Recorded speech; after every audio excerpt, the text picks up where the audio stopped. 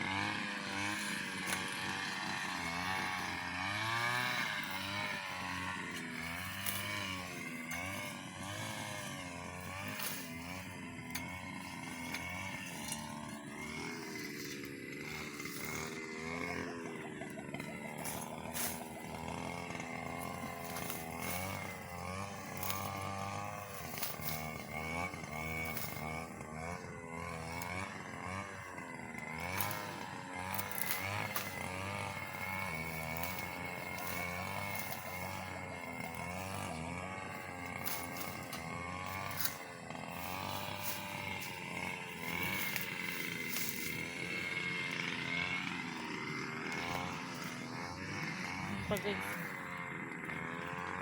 tatanggalin. Ayan, tinanggal ko na. Ayan. Ayan pa. Tatanggalin na. Actually guys, makati siya. Dapat inaano to sa kabila eh. Kasi ayun yung ano niya oh. Ayun yung ano niya, pinagmumulan niya eh. Maano na dito sa bakod ng kalamansi eh.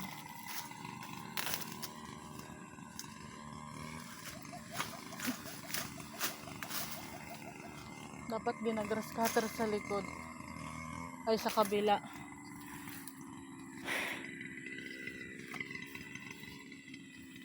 Aray ko. Ayan oh. Diyan kasi nagmumula eh. Pati ugat nandyan sa kabila. Tuloy, naanuhan yung mga kalamansi. Minsan na nga lang umaraw. Matatabunan pa. Ayan.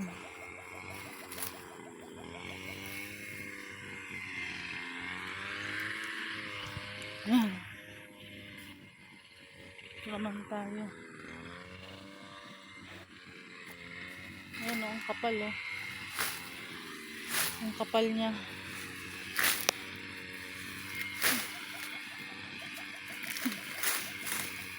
Ayan. Ang kati na nga ng ano ko. Kamay. Pero kaya pa. Hindi pa naman masyado. Makati talaga kasi damo eh.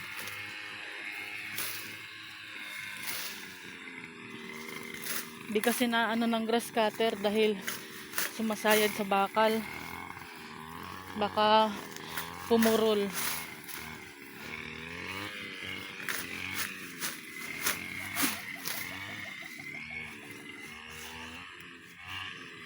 Ito eh, pawang katotohanan lang. Dapat talaga sa kabila inaano to. Tinitira ng grass cutter. Tama, totoo naman tong sinasabi ko eh. Hindi naman ako nag-aano sa trabaho kaso yung mga ganito obvious naman kung saan dapat to iaano kasi naapektuhan yung kalamansi.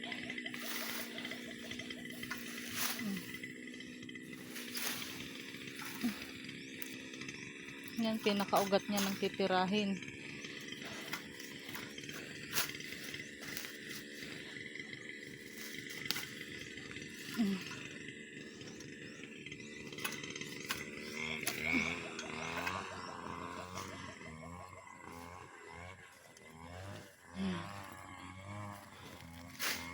Simula nang humapdi yung braso ko pero kaya pa.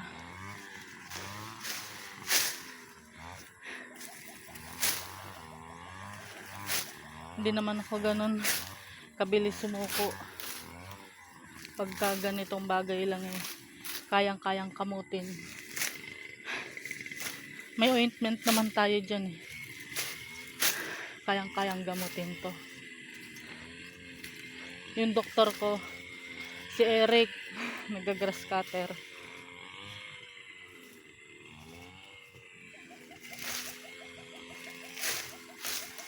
Totoo nga yung ano na Eric na Makati.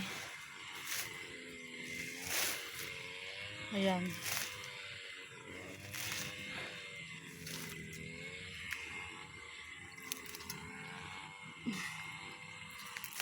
Pero dapat talaga dun sa kabila talaga to na ano, tinitira tong damo na to.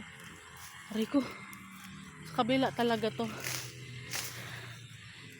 Tatanggalin lang natin dito sa bakod. Kasi ayun yung ano dito minsan umaano yung araw eh. Ito yung kalamansi oh. Naharangan na siya talaga. Ay.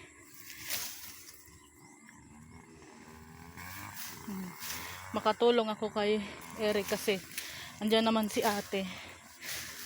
Iyakin kasi si Chukoy eh. Na ano lang si Aika. Nadadamay.